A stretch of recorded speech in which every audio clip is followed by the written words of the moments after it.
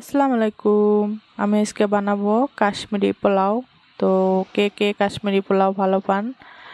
তো আমি এখন বানাবো এখানে। তো প্রথমে আমি কড়াইয়ে গরম মশলা দিয়ে দিলাম, তেজপাতা, দারচিনি, লং, স্টার ফ্রুটস, তো এসব দিয়ে দিলাম।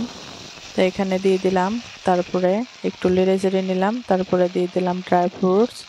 তো ড্রাই ফ্রুটসগুলো ভালো করে নেড়ে চেড়ে নিচ্ছি, খানিকটা গোল্ডেন কালার করে ভেজে নিতে হবে। তো আমি প্রথমে গোল্ডেন কালার করে ভেজে নিচ্ছি।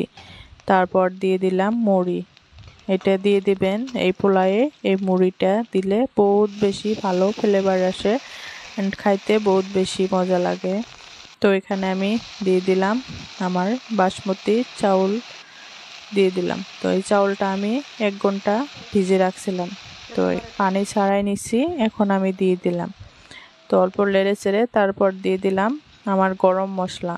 তো গরম মশলাটা আমি প্রথমে বানায় রাখছি, আমার পেজে আমি গরম মশলা কিভাবে বানাইছি সেটা আপনারা দেখে নেবেন।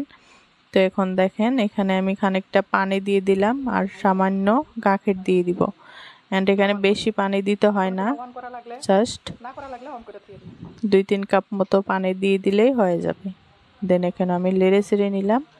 তো এখন আমি এখানে দিয়ে দিব দই, টক দই দিয়ে দিলাম 2 চামচের মতন। তো এটার মধ্যে আপনারা টক দই দেওয়ার চেষ্টা করবেন, বহুতই ভালো লাগে অ্যান্ড দিতে টক দইটা দিলে এই পোলাওটা বহুত টেস্ট লাগে।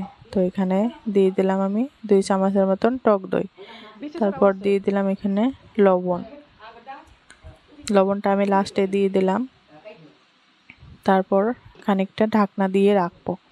এখানে প্রথমে আমি হাই ফ্লেমে 5 মিনিট রাখবো, তারপরে 5 মিনিট আমি মিডিয়াম লো ফ্লেমে রাখবো, আর 10 মিনিট এমনি রেখে দিব। তারপর আমি আমার 5 মিনিট আমি লো ফ্লেমে রাখছিলাম, তারপরে আমি এখানে ঘি দিয়ে দিলাম 2 চামচের মতন। দেন আমার বিরিয়ানি চাউলটা প্রায় রেডি হয়েছে, মানে পোলাওটা রেডি হয়েছে। দেখেন আমি এভাবে উপর থেকে পেরেস্তা দিয়ে দিছি, তারপর দিয়ে দিব কেওড়া ওয়াটার। তো কেওড়ার জলটা দিলে বহুত সেন্টটা ভালো লাগে অ্যান্ড ফ্লেভারটা বহুত ভালো আসে। তো আপনি এভাবে কেওড়ার জল দিয়ে দিই।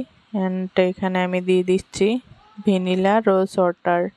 তো এটা আপনারা দেওয়ার ট্রাই করবেন। তো এইভাবে আমি দিয়ে দিচ্ছি।